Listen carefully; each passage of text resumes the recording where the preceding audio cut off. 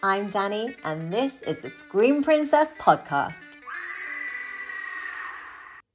Hello, everybody. It's me, Danny. Welcome to the final Scream Princess podcast of 2025. Oh my God, this year has gone so quickly. So it was about this time last year. So obviously, as I'm recording this, it's the end of December, and I had the bright idea to start a podcast. I had no clue how to do it. I had no clue what technology I needed. Can you hear the crashing and banging? It's the cat trying to ruin my professionalism at the last minute. No, I had no clue how I was going to do a podcast. I didn't know the technology. I just thought this is a good idea, and I decided to run with it. Now, this one's going to be a little bit different today because I don't have a guest. And the reason I don't have a guest is because I got until, I don't know, a couple of months ago, and I'd recorded all the podcasts, and I thought, right, that's episode 52. So that's me done for the year. I recorded 52 podcasts this year, and that's a lot. And then I realized there was actually 53 Wednesdays in 2025. So the podcast goes out every Wednesday. Why Wednesday? I don't know. I think by the time I had the first one ready, it was going to be Wednesday the following day, and I thought, well, I'll launch it on a Wednesday then. And it's been a Wednesday every week for the whole of the year. I haven't missed any weeks, and I can't believe I've done a whole year and I haven't actually missed any weeks. But of course, I recorded 52. I told my final guest that he was my final guest of the year, and then I was like, oh, okay, so I need to do something. So today it's just going to be me chatting to you all by myself, no guests. I'm giving everybody a break. Everybody's got a well-deserved festive break, and I'm just going to do a bit of a recap over basically everything and everyone I've talked to over the past year. How I found the whole podcast thing. The cat is literally trying to take out a brand new lamp I bought. Right, stop. Stay right there. Good night. What are you doing? Come on, out. Out. Go on. You've been fed and now you're just being a pest. Go on, out you go. There we go. I'm back. See, if I had a guest, they could have chatted to you while I was gone, but instead you just heard me chatting to the cat. And then I've got some questions and answers. Well, some questions that people have sent in via Instagram or via Facebook, and I'm going to answer those, and I'm going to let you know what is in store for the podcast and everything else next year, 2026. So it's probably not going to be an hour of me chatting today. It will be much shorter, because you don't want to listen to me chatting for a full hour all by myself. So end of last year, I decided to do the podcast. I did some Googling. I worked out how to get the podcast live on Spotify. I decided I also wanted to do it as a kind of video podcast because some people want to watch, and I think I personally prefer to watch people chatting in a kind of interview situation. Now, obviously, I've got people from all over the world on the podcast, so it doesn't always work that we're going to be in the same room. So I worked out how to do it via Zoom, how to record it via Zoom, and I am not in any way, shape or form a technological whiz. I'm actually useless when it comes to anything like that. So the fact that I worked out what I was doing and how I was doing it amazed nobody more than it amazed me. So I worked all of that out. Worked out how to do an RSS feed thing. I don't even know what that stands for, but by putting it on Spotify, automatically would then go on to Apple Music, Amazon Music, and YouTube, but as a podcast. So it's kind of on YouTube twice. It goes into my playlist, and it's the ones that I've uploaded as a video, but also the kind of just audio version is on there. So I worked all of that out, and then it was like, right, I need to find some guests. Now, I did not think that I would be going for a full year and that I would, manage to get a podcast out every single week, but it has been a lot. So first week I had the Hex Girls. So Megan Lockhurst and Cheryl Neve, who are two of my very best friends. There's the three of us. We're in a girl band called Hex, if any of you didn't know that, which was just a bit of fun. we released a Halloween themed tune a couple of years ago called Trick or Treat, and a Christmas song last year called This Christmas. So they are our only 2 songs. We're like a holiday band. We only release songs that, you know, are festivities. I think we should, I don't know, we should have done something for like solstice, or I don't know, maybe we'll come up with something else for next year. I don't know. But I had both of those on, and it was just a really fun catch up actually, because I've moved up north 2 years ago. I'm in the northeast of England now, and they're both down south, and so we don't get to all be together that much. So that was a really fun catch up with both of those.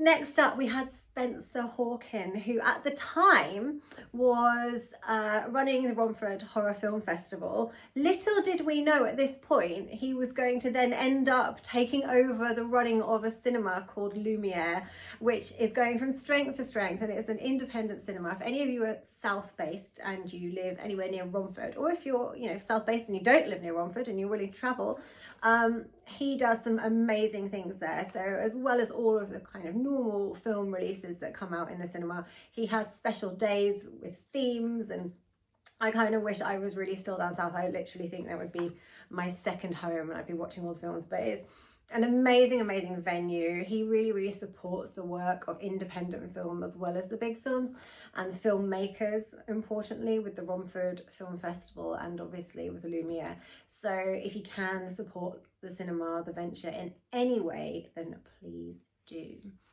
And then next, Tom Lee Rutter from many movies, a director, and I worked with him on the pocket film of Superstitions, which is now released. I think he did a pre-order on the Blu-ray, and I think they are now being delivered. So that's really exciting. If you don't have a copy of that on order, then if you look it up, Google will be your friend. I'm sure you'll be able to get yourself a copy. Then we had Liam Regan, so directed me on both Banjo and Eating Miss Campbell. So it was always fun catching up with him. And somebody actually did ask in the questions, I didn't put it in my list here to answer, I'll answer it kind of here rather than later, if there's going to be a Banjo 3 and if I was going to be in it. Well, Liam did mention possibly a third in the kind of Helen Lotte universe trilogy, but I would say Dietz died once in the director's cut of Banjo and twice in Eating Miss Campbell, so I would be amazed if she makes a comeback, but never say never. If he asks me, then maybe, if he finds a way. And then we had Joshua Kennedy, so a director all the way over in Texas, who I worked with on Saturnalia, Mantipus, and Cowgirls vs Pterodactyls, as well as some upcoming feature films that he is yet to finish filming. And I can't remember the name of many of those, so I don't know what we shot and where, but we had a mad kind of film schedule a couple of years ago where we shot like all of my scenes for, I don't know, his next 8 movies. So we'll see what happens there. And then, breathe, because I'd want this not to be an hour, and it could very easily be an hour. Dacre Stoker, the great grandnephew of Bram Stoker, who was super interesting. Anything you need to know about Dracula, the history of Dracula, Bram Stoker. I said Stoker, didn't I? Stoker! Dacre is your guy, and he also runs tours over in Transylvania, and he also goes to Whitby, which is obviously part of the inspiration behind Bram Stoker's Dracula, so he does tours there as well. And then Paul Cotgrove and Sing Lal. So this was when I went over to Horror on Sea in January, and I managed to steal them away from the festival for about half an hour each and chat to them about their roles at the festival. So Paul is the director. If you can get over to Horror on Sea in Southend, it's an incredible independent film festival which really does promote independent filmmakers. I'm not in any, I don't think, in 2026, which will be the first year, I think, since I've been acting that I haven't really done much. I've had a very quiet year this year, but I will be narrating the Horror on Sea 13 Years documentary. So my voice will be there, even if, you know, I may not be. And Lal has the video shop installation there, and he was also one of the brains behind Video Shop Tales of Terror and Video Shop Tales of Terror 2. And then next, sticking with the theme, the segue here happened actually naturally. But Alex and Hannah from Tis Films, I had both of them, husband and wife team, and they do incredible things. I worked with them on Ice Cream on the Beach, Video Shop 1 and 2, and Mosaic. And then Pat Higgins, the director of Power Tool Cheerleaders versus the boy band of the Screeching Dead. I think he will be very, very pleased that I managed to say that, actually, because I get the title wrong most of the time, and I think I've nailed it now. And then next up, Mark Iverson, who actually did come here, and we shot the podcast in my living room. So he's a local author who writes all about classic horror, and he is local to the Northeast. So he's one of the only ones who I've managed to actually do in-person interviews with for this. And then my friend Lauren Jane Barnett, who is an author and now also a writer, a director on film. So she's doing incredible things. Next up was Ray Turner from Jack-O-Lantern Stories. And Ray was somebody I actually found. So most of the guests I've had are people that I know from, you know, the horror industry. That's why there's a lot of film people on the podcast. But the podcast I kind of did want to cover not just horror film. Like, it's basically horror themed, but I wanted to cover all things kind of spooky, haunted. So Ray was somebody, I found his Instagram and I loved his stuff. He kind of travels to all these haunted locations and he gives you the stories. But in short, you don't have to listen to him for ages. He just kind of gives you the kind of, I don't know, like synopsises and breakdowns of these different locations. And he's really, really interesting and was super fun to chat to. I'd actually love to go on a little adventure with Ray to somewhere haunted, and like he could tell me all of the stuff that's gone on there. And then I went off to Romford Horror Film Festival. So that was in March. Now we're up to March, and my first podcast guest there was Dean Sharp of Dean of the Dead Hot Sauces, and now he's also making films himself. And we did a chili sauce challenge with 5, I think, of his hot sauces. I've got to say, I thought I was a hot sauce connoisseur, and I think I used to be. I think I used to eat a lot more hot sauce than I think I, have in the last couple of years, and I've lost my chili tolerance. So we're going through the hot sauces, and I'm thinking they're not very hot. The flavors are really, really good. I mean, they have a kick, but they're not killing me. They're not like, it's not like watching Hot Ones and the people at the end are dying. And then I got a hot one, and I think I nearly died. If I'm not dead, I could possibly be a ghost, who knows? But it was so hot.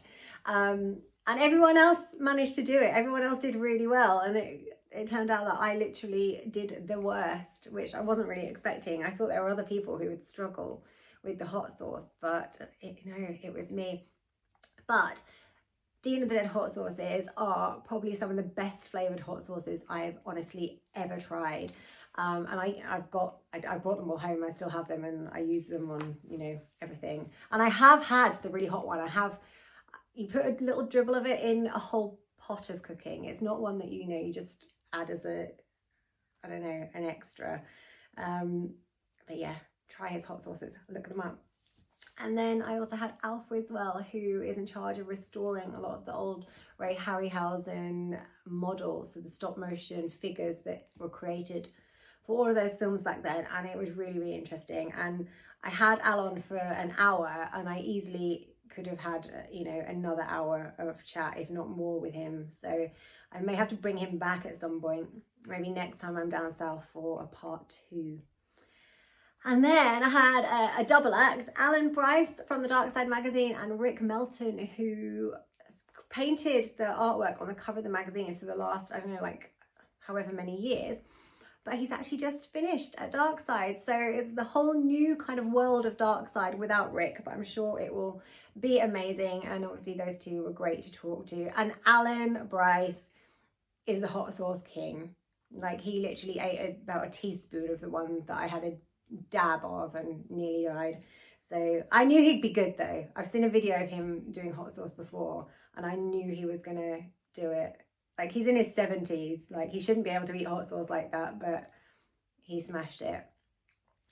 And then I had, who did I have? I had MJ Dixon and Alexander Gent. So MJ, director from Pandemonium and many other movies. Alexander Gent is incredible special effects and makeup artist. So I had both of those on. Because the thing is, at Romford, I didn't want to take anybody away for, a full hour. I'm taking time out of their day and their time at the festival. So I was just kind of pulling people in and doing little snippets and then kind of splicing them together. So that's why these episodes during Romford have got a few people on.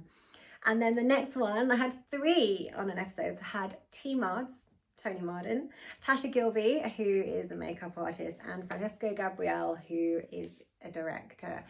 So I had all 3 of those. I think, did they all try the hot sauce? I'm not sure if they did. No, Tasha, actually, we did some makeup. She horrored me up a little bit and put some blood on my face. And then we actually went out for food. We wandered through Romford High Street and we went to Wetherspoons together for some lunch. And I had the kind of blood on my face, but no one said anything. I mean, it's Romford. If you know Romford, you'll know that anything goes, anything goes.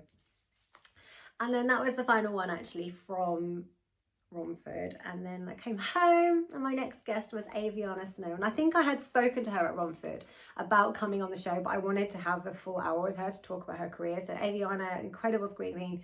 She's got a really kind of ethereal look. I feel like she'd be very good, I don't know, as like an elvish princess in, I don't know, one of the Lord of the Rings, or, it's not a character in Game of Thrones. I think she would have been great at, but she's got that real kind of ethereal look, and she's doing incredible things in horror.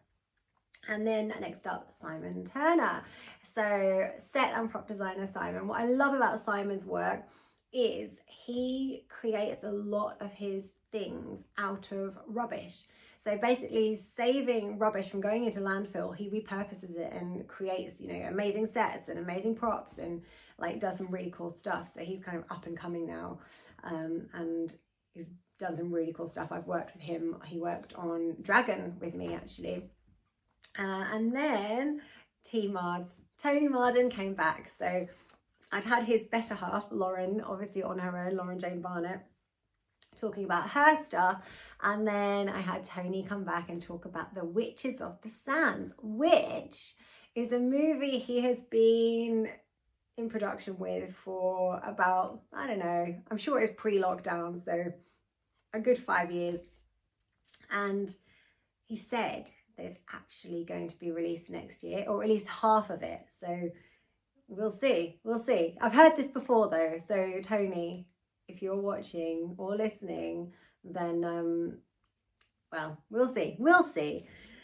And then I had the guys from the Weeping Bank. So they tell incredible ghost stories and they were really fun to chat to. And I must make it to one of their events. So if you are into spooky ghost stories in spooky settings or old libraries or old churches, then look up the Weeping Bank and see if they're coming to a town near you. And then MJ Dixon came back, so for a proper chat. I've done his podcast a couple of times, so he returned the favour and came back, and we talked about all of his movies up until now and what he's going to be up to next. And then there was Phil and Hayden, who are releasing a book called Alone in the Dark, which is, I think it was 50 years of slasher movies, and I think it's now 100 years of slasher movies. It's a lot of years of slasher movies anyway. And then there was Andy Edwards, who is an incredible director I've worked with on a few things, including Punch. And then the team of his next movie that he was producing, the team from Fairy Dust, the Chad Michael Ward's movie, also starring Annabella Rich.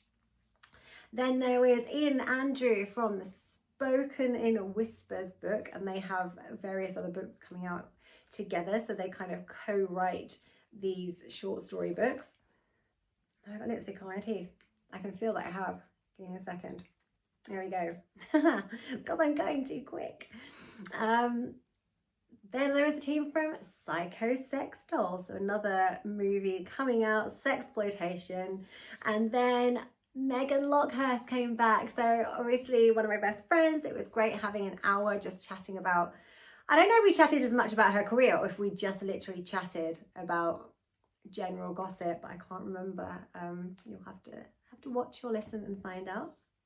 Then there was Carlisle Cult Cinema Club, who again, I've been on that podcast a few times, so they returned the favour, we swapped over. And then actor John Paul Gates, who seems to always be working. He's probably like the hardest working man in independent horror, I think. He doesn't just do horror, but I feel like you always see him on something popping up. And then Cheryl came back. So Cheryl Neve came back. And again, I think we spent an hour talking about random gossip, and then also our murder mystery company, Murder Mysteries Inc., that we founded during lockdown. So we had a good chat about that. So if you are looking for a murder mystery, check out our website, and we also can write custom games. So if you have a theme that you want written, we are your girls. And then I had actress Megan Tremethick. So when I'd been at Romford, I'd actually filmed a podcast with Laurie Brewster, Megan Tremethick, from their film company, and I don't know what happened to it. Like, I backed it up and the backup and the original disappeared, so I lost the podcast. So she kindly came back and we did it again. And then director producer Charlie McDougall came on the show, followed by Kamal Yildirim, who is an incredible DOP, but also writer, director, actor. I've worked with Kamal numerous times as an actress, and he's actually also DOP'd for me twice on some of my productions, and we're hoping to do some stuff next year. So we'll see. I need to write the stuff, but then hopefully we're going to have some more projects together, because he's really, really good and he makes everything look incredible. And then Daryl Buxton came on the show, who is a film historian, knows everything there is to know about classic horror and more. And then Reba Clark, who is an incredible composer who's based over in the States, but he does a film score like an old Hollywood action movie, or you can imagine like an old Western with, you know, like the big instruments and everything. I mean, he doesn't play the big instruments, he does it all digitally, but it's absolutely amazing. So he actually scores all of Joshua Kennedy's productions, and that's how I knew him. And then next up, another Northeastern guest who actually did come here to record the podcast, and that was Craig Conway. So you'll know him from The Descent, or from Dog Soldiers. He was in Vera.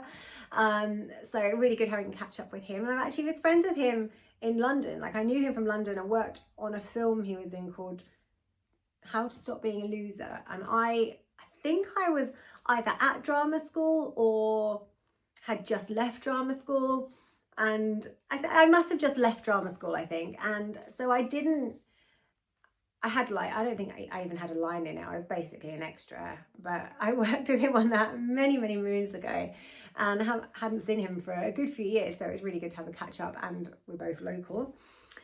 And then there was Lawrence R. Harvey. So Lawrence, obviously, probably most well known for The Human Centipede 2, but I've worked with Lawrence on many productions, and it's always lovely catching up with him. So it was really fun to have him on the show.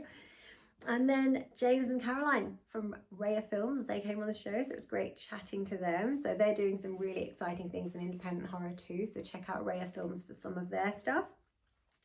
And then it was my friend Megan's other half, Brad Watson, who is an incredible director. He came on the show, and there's literally nothing he doesn't know about a film, and he made my job so easy. I hardly had to ask him anything. He just can talk about film, and I feel like I could listen to him for hours. It was super, super interesting. And you know, his knowledge is probably why he's so good at what he does. He's just, I don't know, he just knows so much about filmmaking, and obviously that kind of transfers over into his own work. And then we got Witchy with Ellie Prizeman from the Essex Witch Museum. So she gave us a bit of a history on the Essex witch trials. And then super scream queen Emily Booth came on the show, and it was really lovely catching up with her, because it'd been probably about a year since I'd seen her at the Dark Fest Festival. It's like a convention, sort of coincides with Dark Side magazine, and we'd had a good old gossip there, and I hadn't seen her since, so it was really lovely to have Emily on the show talking about all of her career. And again, I could have had her on here for a lot longer. She's actually also just released her own podcast, so if you look up Emily All of her links, I think, are on her Instagram page. So look up Emily Booth, and her podcast is incredible as well. And then Rick Jones from Horrify Me, who actually had shot Emily. So I think I was talking to him, and then there was pictures of her that kind of covered in blood. But Rick, basically, if you want a photo shoot where you look horrific, he's your guy. But the pictures are incredible, and they're done well, they're done tastefully, but he does create some really kind of gruesome scenes. And then it was the Halloween episode, which actually was just myself here with my partner Kyle, just chatting about Halloween. Really, I thought, I didn't know what to do for Halloween episode, and we'd actually tried to get Tony and Lauren back for Halloween, and we just couldn't work out the dates. Obviously one of us was always busy or at work or something, so we ended up just doing it, the two of us. I think we had some drinks and chatted Halloween. We're nearly there. Oh my god, 25 minutes in already, so maybe I am going to talk for an hour. No, I don't think I will. Next up we had Chris Annable. So he has an ATC video shop in, somewhere near Derby, Alfreton, I think that's the name of the place. And he also directed a movie that I was in. And maybe another one in the future. I'm sure he did mention some kind of sequel or a different film on the podcast, so we will have to see what happens there. And then Simon J. Ballard, who is a writer and also a classic horror enthusiast. And Alexander Butler, who played Piglet in the Pooniverse, followed by Darren Ward, who is the director of a trilogy of Giallo-inspired movies, including Beyond Fury, which I am in. And then Tony and Lauren did come back. So this is the beginning of the festive period, and I thought, right, we're going to do a Christmassy episode taking us into December. So it was myself, Kyle, Tony and Lauren. There were drinks. And me and Kyle had drinks. Tony and Lauren had water because they had wedding planning the following day. They were wedding breakfast plan or something. I don't know. They were going out with their wedding planner. I think that was the score. So they were being sensible. So it was fun catching up with them anyway. And I got a message a few days ago, and at the time of recording this, it's not actually Christmas yet, and they sent me a Happy New Year message, and I'm like, I'm really confused at why you're saying Happy New Year to me because it's not even Christmas yet. It's the kind of message you usually get on New Year, but no, not with Tony and Lauren. They work to their own calendar. And then we had Will Marshall, so I called him a Scream Prince, because Will's doing a lot in independent horror, and he's done a fair few films now, so I feel like he's kind of starting to deserve some kind of title. Followed by my penultimate guest of 2025, Jeff Harmer from Fraught Productions, and then finishing last week with Simon Bamford, who is one of the Cenobites, and was super, super lovely. I've met Simon at Horror on Sea a couple of years ago, only very briefly. We do both appear in Mosaic. I think what my character has going on, kind of influences like stuff that happens for his character, but we didn't actually get any scenes together. So we actually didn't know each other very well. And he's one of those people that you kind of start talking to and you feel like you've known forever. So I want to say a huge thank you to all of those guests. I just wanted to kind of go through them all and plug a little bit for you what you're up to now. But thank you all so much for coming on the show. And to the viewers, I want to say a huge thank you to all of you for tuning in, for watching, for listening, and for supporting. And don't forget, do subscribe to the channel, hit like, and leave me your comments. If you comment, give me ideas of what you'd like to see on the podcast as well as the YouTube channel, which we're going to talk about a little bit later, what's coming next or what I've got planned for 2026. So obviously I want to give you the content that you want to see. So without you telling me, I don't know that, and I'm just kind of doing what I want to do. So so do get involved. Feel free to send me messages on Instagram or Facebook or whatever, letting me know what it is you would like to see. Welcome back to the Scream Princess podcast. So next up, I've got notes here and I've written them all in a weird order. I've got a little bit of a Q&A. So people have been sending questions about the podcast or about horror in general or about what I'm up to. So I'm going to answer all of those. So the first one, what is my favourite spooky Christmas ghost story? I don't know about spooky Christmas ghost story. I can't, you're like, off the top of my head, I can't think of anything. But I did recently learn about the Yule cat. And apparently, this is a Norse, I don't know, what do you call it? Not mythology, it's a story, a Norse urban legend, I guess. That if you don't wear new clothes at Christmas, if you don't get clothes for Christmas and wear them, then the Yule cat will eat you. And I kind of like that. And I text Kyle and I said, am I getting clothes for Christmas? Because I don't want one of the cats to eat me. And he said that I'm definitely getting clothes for Christmas. So, in fact, I knew that already because we were shopping together at one point and we both bought each other the same thing. And then we're just going to swap them. Because it was like, I find that men can't, well, you can wear what you want actually. I'm not going to tell you what you can wear and what you can't. But most men wouldn't really wear women's clothes. But I do find for me, sometimes like men's t-shirts or men's jumpers, if I just buy them in a small size, they'll fit me and I can wear them and it's fine. So this is what's happened. It's actually a Stranger Things top from Primark. And they did a girl version, but it's quite short and cropped. And I'm like, I don't want a really short cropped t-shirt. I want one that kind of covers my tummy and, you know, like my bum. I don't want to feel like I'm constantly pulling my t-shirt down. Like gone are the days when I was in my 20s and I would wear cropped t-shirts. So in the men's section, they had one that was longer. And I was like, well, I'll just have that one too.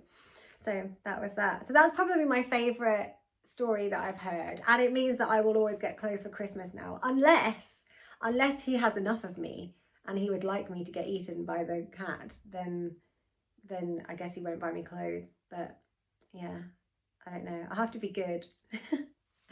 Favourite Christmas film? It's a tough one. Maybe Gremlins, which actually I haven't watched this year. I've watched lots of Christmas films this year. Some of them are Christmas films, new Christmas films that I wish I hadn't watched because they're rubbish. And I think Christmas is that funny time of year. Like, I never watch rom-coms. I don't like them. But I will occasionally at Christmas, you know, if you're like busy, you're doing bits and pieces, and I think I'll just put something on the telly and you'll just put on, you know, a Hallmark Christmas movie or something, and then you do kind of wish that you hadn't. Oh, no, I'll tell you what though. Christmas film I do love, and it's on my Christmas 12 days of, or 12 sleighs of Christmas list, The Holiday. So it's definitely, you know, not the kind of movie you'd usually expect me to watch, but I absolutely love it. And I used to be that it was always on TV, not at Christmas as well, and I could watch it any time of year. So The Holiday is a favourite of mine. So Edward Scissorhands, I don't know, my 12 Sleighs of Christmas pretty much sums up, you know, most of my favourite Christmas movies, but I'm sure there are more. Like, I've just watched Mary Poppins again, which is, you know, it's not horror. It's a great Christmas movie though. I don't even think it's a Christmas movie. Is it? There's nothing Christmassy about it, is it? Apart from it's the kind of movie that you watch at Christmas. It's not Christmas themed. It's not set at Christmas. I think, no, it's not. I don't know. Chitty Chitty Bang Bang, another one. I think I watched them actually because it was Dick Van Dyke's 100th birthday, and I had a little marathon, a Dick Van Dyke marathon, and I watched all three of the Night at the Museums, even though he's in the first one. I think he's in the last one. I don't know if he's in the, was he in the second one? I don't know if he's in all of them. I was knitting while I was watching it, so obviously I missed some of it to know whether he was in them or not, but I definitely watched those, and I watched Chitty Chitty Bang Bang. Chitty Chitty Bang Bang. Can't really say that very well. It's quite hard to say. Chitty Chitty Bang Bang. And then Mary Poppins. So, yeah. Though, yeah, I don't know. There's not many Christmas horrors that I'd say I love. A lot of them are kind of, you know, weak. I feel like we need a really good Christmas story. One I haven't seen though, I haven't seen Krampus. So that's one that I do want to see, and I think I would probably like. It's the same, I think it's the same team as did Trick or Treat, which is one of my favourite Halloween films. So I feel like it is one I do need to watch. I meant to order it actually, now it's a little bit late. I don't know if it'll come in time for Christmas. Maybe if I order it today, it might arrive tomorrow, and then we can watch it on Christmas Day. That sounds like a plan. What inspired me to start the Scream Princess podcast? Madness. I don't know. I think I moved up north from London. I left London behind and I moved up north because I wanted a simpler life by the sea, and I just wanted to be a bit closer to nature, and I wanted I don't know, I just felt like I've lived in a city long enough and I just wanted to be kind of out by the coast. I think since lockdown I always wanted to move to the coast. And then I moved up here and I had a really, really busy time. The first part I was kind of trying to buy somewhere to live. So I was kind of living at different friends' houses. I ended up living in Scotland for a few months. And waiting for my sale to go through in London and my purchase to go through up here. And then when I moved in, we had like a crazy time renovating. So we literally ripped everything out. It was rewired. We had all the carpets up. Everything was done. So that took a while. And then I was kind of just busy trying to settle. And then I settled and I was like, oh, I've got all of this time on my hands now. I don't have to work as hard as I had to work in London because I don't have the overheads that I had in London. So I just have all this time on my hands and I hate being idle. I feel like I always want to do something. And I'd been listening to a few podcasts and I was like, you know what? It would be cool to kind of do a horror podcast for not just horror, but like I said, horror, haunted stuff, spooky stuff, so all the things that I'm kind of interested in. And it was a way of kind of talking to a lot of my friends. So now that I live quite far away from a lot of the people that I was friends with, down south or worked with in the south, it was like, oh, it would be a good chance for me to have a catch up with a lot of these people. And also, they get to get their stories out there. And I don't know, I just thought it'd be something fun to do. And then I kind of set myself a challenge, really. It was actually on a complete whim. It really was me just thinking, oh, I want to do a podcast. How do I do a podcast? Google, this is how I do a podcast, let's go. And like I said earlier, I did not think I would actually manage, 52 episodes, a full year worth of podcasts without any gaps and, get that many guests to agree to come onto the show. So it has been incredible. It's been a lot. Getting one out a week has been a lot. And I think I'd have weeks where I'd maybe, I'd shoot 3, edit them, and then I'd have a couple of weeks off, and then I'd be like, oh, I must get some more in, and kind of went like that. So it's been kind of a conveyor belt of shooting, editing. It's also taught me though that I really enjoy editing, and I haven't edited the podcast that much. I basically edited just the trimmed the beginnings and the ends and stuck something in the middle. The only one I actually had to edit was Kyle. So trust my boyfriend to be the one who says things he shouldn't on a podcast, and I had to censor him a little bit. So yeah, that was the inspiration behind it, really. What other Scream Queens would you like to appear on the podcast? Well, this is the thing. So it has been a bit heavy on the male guests, I think, and that hasn't been on purpose. I think they just they just say yes, and then it just turned out that maybe I know more men in horror than I do women in horror. So it has been great having both on the show, but I do think I would like to have some more women on for 2026. I mean, it's the Scream Princess podcast. And I know that's kind of based on me being the Scream Princess, but if you like, I'd like to have a bit of girl power on the show. I'd like some ladies, some women to come on the show. So who would I like to come on the show? Well, definitely Pin, I've been chatting to. So she's a US based Scream Queen, and she acts, but she also produces and writes and directs, and so she's incredible. And we met at Cannes a few years ago and got on really well, so I'd love to have her on the show, and we have been chatting about it, so I'll have to see if I can pin down a date. Obviously with the US, UK, we have to kind of pin down a time as well, that obviously we can both be free to do it kind of transatlantically. Who else? Well, dream Scream Queens, like Scream Queens that I grew up watching and admiring, and I don't think I could get on the show, but I would love Jennifer Love Hewitt, Sarah Michelle Gellar, Nev Campbell. I think they're 3 of my favourites. Fairuza Balk.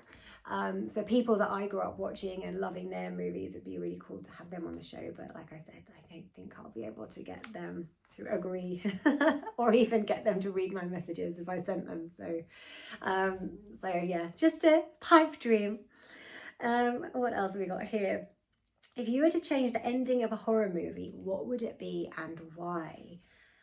Okay, so this was sent by Alice Bazaar on Instagram. And I don't know if you've seen Serial Caller. So, because I wouldn't want to say I want to change an ending of anybody else's movie. Because that's the script they wrote. That's, that's what they wanted. I'm sure there are films that I thought, oh, well, that was weird at the end. In fact, I watched one the other day, Death Note. So it was in Death Note, which I think was based on a TV series, and then it was a film. I've got to say, at the moment, when you scroll through Netflix and Prime trying to find something to watch, and because there's so much rubbish on there, I end up just giving up. I'm going to read a book, or I'm just going to go to sleep. I can't be bothered. But we stumbled across Death Note the other day. Found out it's based on a Japanese cartoon, actually. But this is a film version, and it was very 90s in style. Like, it started off and it was very like, oh, this could be a little bit Final Destination. Like, I'm loving this. I really, really loved the film all the way through. And then the end, I was a bit like, I'm not sure what happened at the end. Like, did he die? What happened? I don't know what happened. I don't get it. I didn't get the end. So maybe I would have done something there. I don't know. But I mean, that's not a major thing. I really, really enjoyed the movie. But Serial Caller is a film that I wrote, and I started writing it before I was even at drama school. I had never done any screenwriting before. It was an idea I had. It was based on the kind of industry I was working in at the time as a glamour model. And I thought, oh, I just wrote some scenes, and I was piecing these scenes together. Then when I went to drama school, I learned how to write a film, and I was like, oh, actually, I'm going to make this into a script, like a proper script, and wrote it. When we finally got funding, this is like a few years later, this is, a few years after I left drama school, got funding somehow miraculously, but lost kind of creative control over it. The director wanted to completely rewrite the end as well. So the end of it, the character involved in the end of it wasn't even in my script at all. So my original script was very much more slasher movie, and there was no kind of oddness other than it was like people that could exist or do exist kind of thing. So the killers in my movie, it was actually 2 killers, not 1. So it was my kind of ode to Scream, and they were completely different characters. So I would change that. I would actually take it back to my original script, which I think was much stronger, because it was like all good, and then it just got weird at the end of Serial Caller, and it was like, yeah, this isn't what I wanted. There were other things in Serial Caller I'd also changed. There were scenes in there that were added because the investor wanted them added, and they were pointless to the story. But you have to, take those things if you want the movie made. So it's one of those things. But I would definitely change, my own film. So I don't feel bad about that. Favorite Scream Queen pre-1970. Oh my goodness. Well, the thing is, Scream Queen for me is somebody who's well known for horror, like not just one movie in horror, but like multiple roles in horror, really. But I think pre-1970 they didn't really have much of that. So Janet Leigh in Psycho, she's somebody who kind of stands out, but again hadn't done, she was known for Psycho, she's not known for like loads of horror. And maybe Tippi Hedren from The Birds, because again it's an iconic role of her in that kind of green suit with the birds. So maybe those. Elsa Lanchester, the Bride of Frankenstein, and then also Katie Nanna in Mary Poppins. She appears years later. It's a tough one, pre-1970s. And then if I look back at like a little bit later, favourite Scream Queens of like the kind of classic Hammer age, it would be hard to say again because I'm friends with some of them, so I couldn't choose. So I'd have to say like Caroline Munro, Judy Matheson, Pauline Peart, otherwise one of them will kill me. And And then favourite Scream Queens from the 90s, which is my era, the ones that I just mentioned that I'd love to have on the podcast. So Sarah Michelle Gellar, Jennifer Love Hewitt, Nev Campbell, Fairuza Balk. That was my kind of like favourite era of horror for me. Highlight of 2025. Getting to the end of it. Getting to the end of it in one piece and thinking, wow, I've actually managed to do a whole year of podcasts. So that's been pretty incredible. Highlights. It's a really tough question because this year, I mean, I feel like I've blinked and this year has just flown by. I don't know.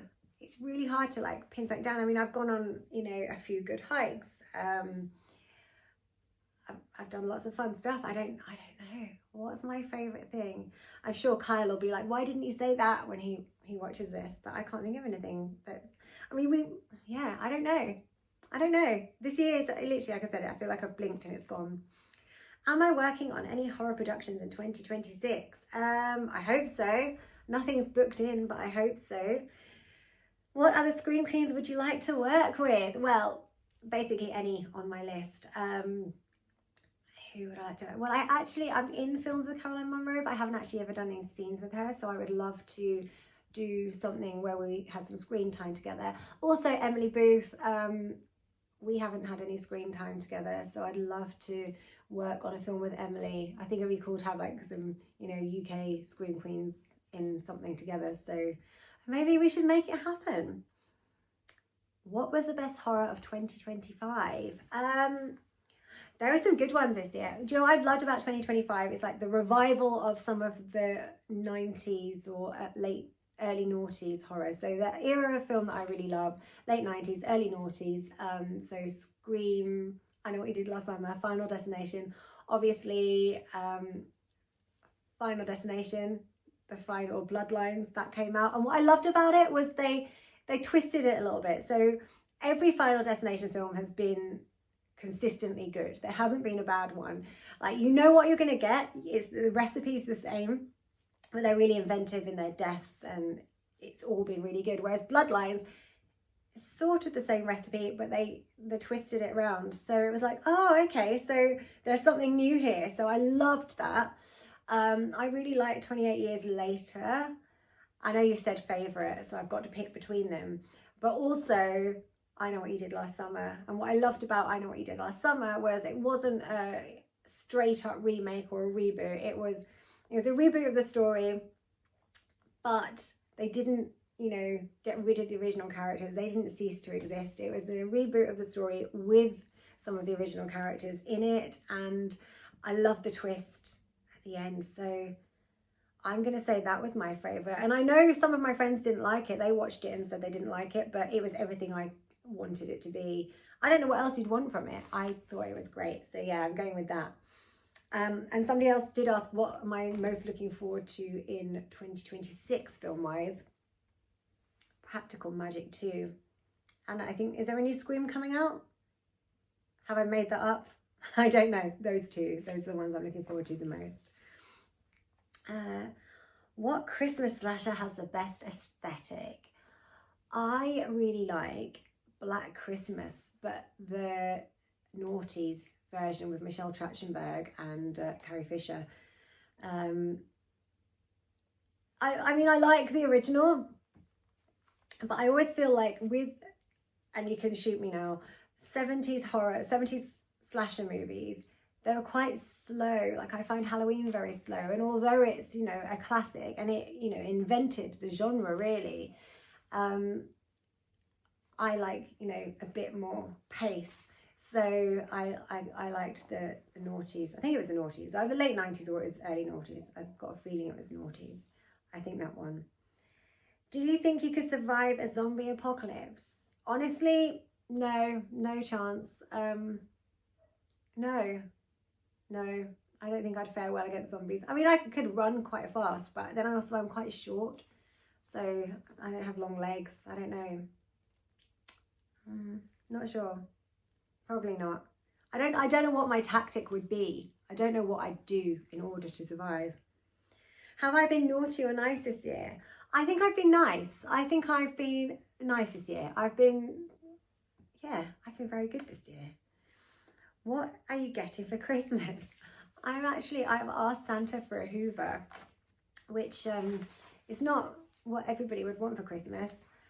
And I feel like it's a sign that I've hit a certain age where you're asking for a Hoover for Christmas. But do you know what it is? I've got cats. There's 3 litter trays in the house and they're forever kicking the litter everywhere. And every time I Hoover, I have to grab the big Dyson, plug it in, lug it through the house. And I just want one of those Hoovers that I recharge, the ones that are like, you don't have to, wireless.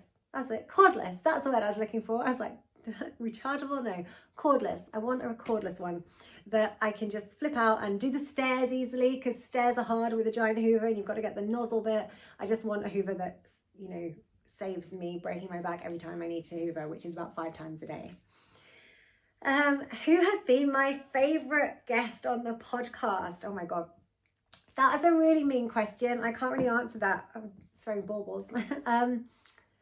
Because most of the guests have been my friends. There's not been very many guests on the podcast that I didn't know. There's been a few, but mostly it's been people that I've worked with, people I've worked with numerous times, or, my best friends, my boyfriend. So how do you choose? So I'm going to ignore all of my, my best friends, because, they know that they're my favourites, each of them.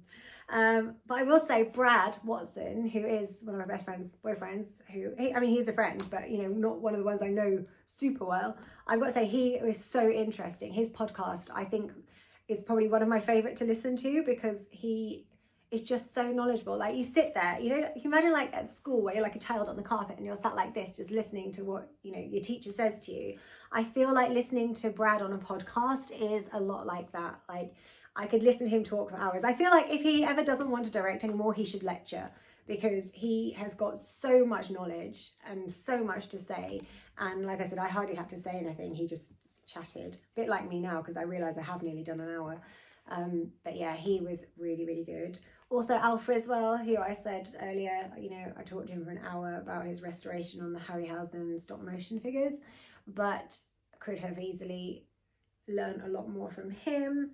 Dacre Stoker, if you're a fan of Dracula or vampires or anything, Bram Stoker, he is, a fountain of knowledge.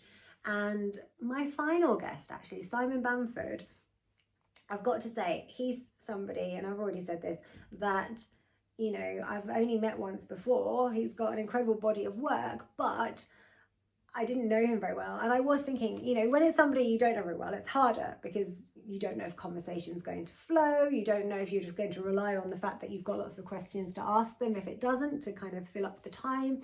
And I honestly don't think, I think we were halfway through the podcast, into the second half, and we hadn't even touched on his career. We were just literally gossiping.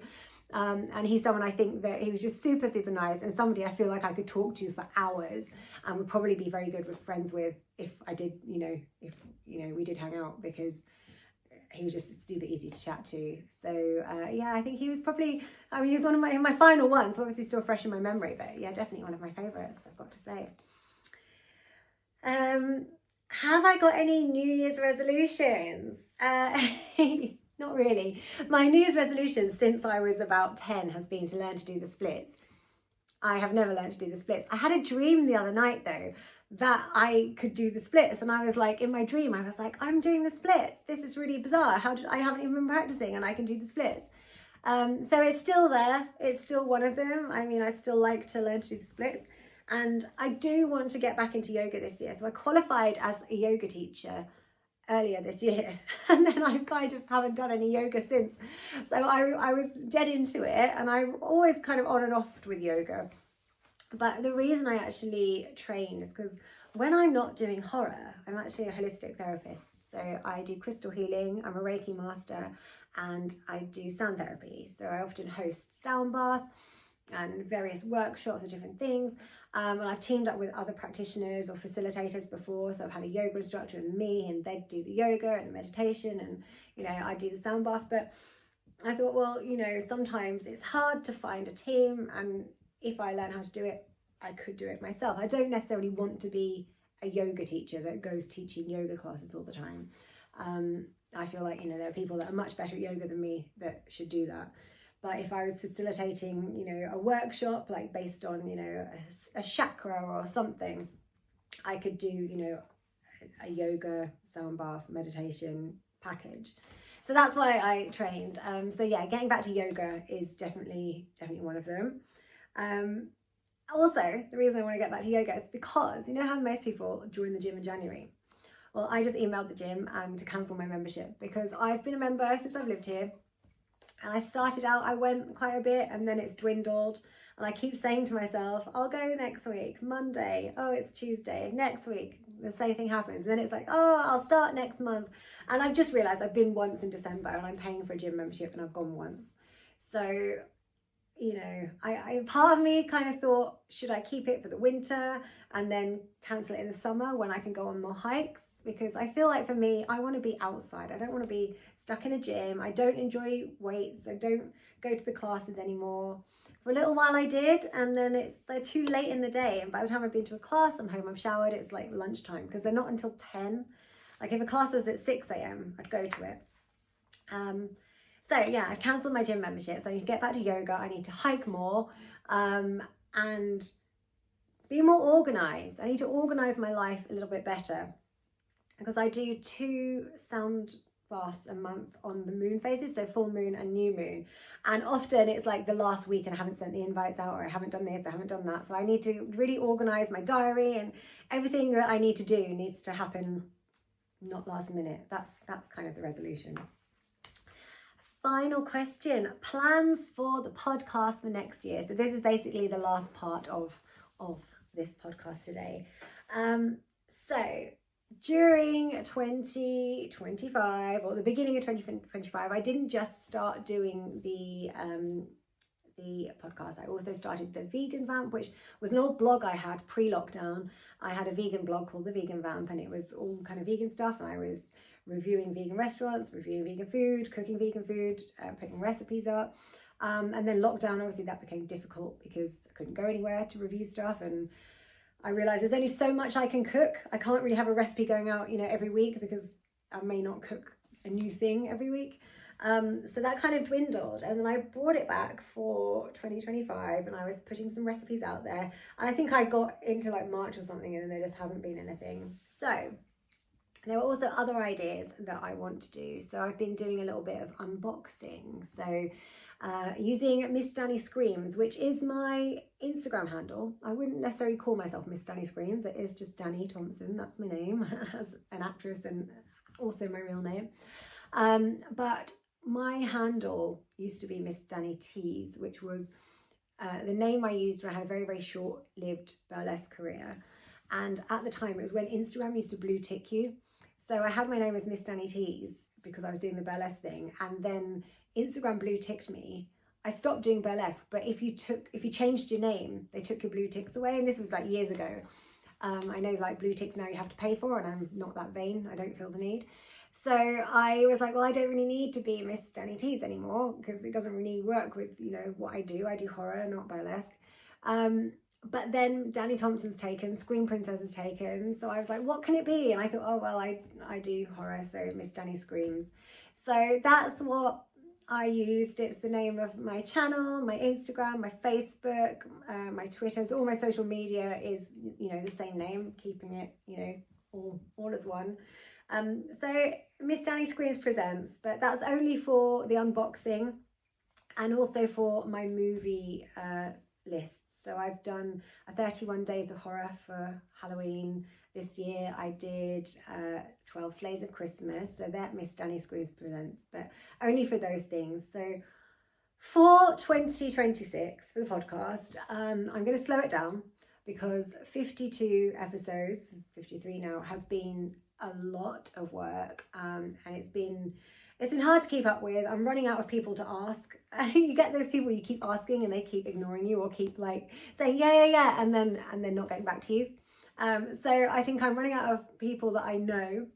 So it's harder to kind of obviously find people that I don't know to ask. So yeah, I'm going to slow it down partly because I'm running out of people, partly because it's just a lot of work and I want to do other things.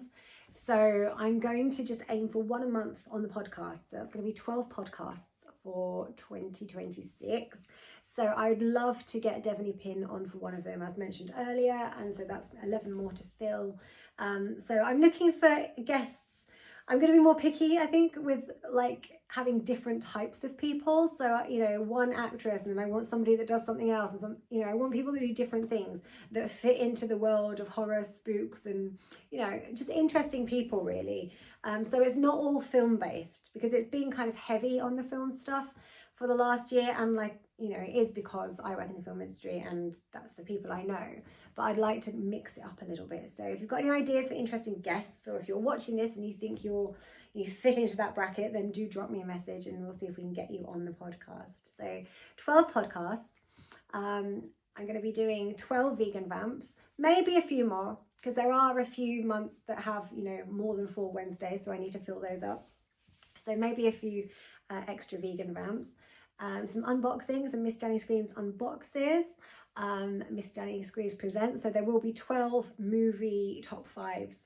So we're starting in January with my 5 favourite zombie movies, which was a tough one because I don't usually like zombie movies, but I tell you about that when we get there. So 12 of those, so different themes of movies. And there's the Canny Adventures, which I've been doing. So myself and Kyle just out and about doing stuff that we do. We did a pumpkin head shoot this year. We did some fungus hunting. So it's just to kind of touch on my life and the things that I tend to get up to when I'm not doing horror, because like I said, you know, I'm in the Northeast now. I'm not working as much, and, you know, I do get out to other stuff. So it's just to kind of let you in if you're interested. You may not be. In what I'm doing. So we've got a few ideas there. And the other big one that I want to do is something I've wanted to do for ages. And I'm an avid hiker. I think I've mentioned hiking about 10 times in this podcast. I love spooky stuff. So I want to do haunted hikes. So it will be me hiking and then talking about various kind of haunted locations. I mean, ideally I'd love to do some kind of like travel show, but it's just me. I'm a team of me. It is me writing. It is me on camera. It is me setting up the camera and the lights. It is me editing, and it's me doing everything. So it's very hard when you're a team of one. I mean, Kyle does help, so that makes 2. But for some of it, it's just me. Some of it is 2 of us. So yeah, doing like a full kind of travel show would be tricky and a lot of work. But something that I'd like to work up to. So I don't know if that's a New Year's resolution or, you know, just something that I would like to do. But yeah, there's going to be haunted hikes, more outdoorsiness, more whatever. There's things that we're going to do, make photo shoots, like just basically my life on YouTube. So the YouTube channel is going to be a lot more varied, rather than, you know, just podcast. So I think it's been getting that way towards the end of 2025 anyway. But yeah, I'm just gonna try and do a little bit more of that. So that's me. There was me at the beginning of this, wasn't there, saying this is not going to be an hour, it'll just be about half an hour of me chatting, and then I've literally sat here and talked for over an hour all by myself. I didn't think I talked that much. No, I'm lying. I did. I even talked to myself. I learned that this year. I was I was cooking in the kitchen. My friend was sat at my dining table and he was like, "Are you actually making soup from scratch?" And I was like, "Well, yes. How do you think I get soup?" And he was like, "From a tin." And then I'm cooking away and he's like, he's like, "Did you just say bubble, bubble, bubble?" And I'm like, "I think I did." And he's like, "What were you trying to do?" And I was like, "Well, I'm trying to get the soup to boil." But I realized that I must be in my kitchen, just alone in the house, cooking and talking to stuff, trying to get soup to boil. Witchcraft. If you tell it to bubble, it will. Also, turn on the gas. That's also a good tip. But anyway, on that note, tips from Danny. I want to wish you all a very, very happy new year. This is, I think it's the 31st as this goes out. I mean, if it's not and this is out, then ignore this part.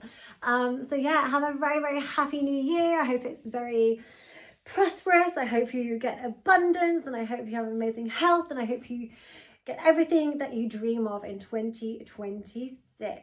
Don't forget to like and subscribe to the channel. Comment if you like it.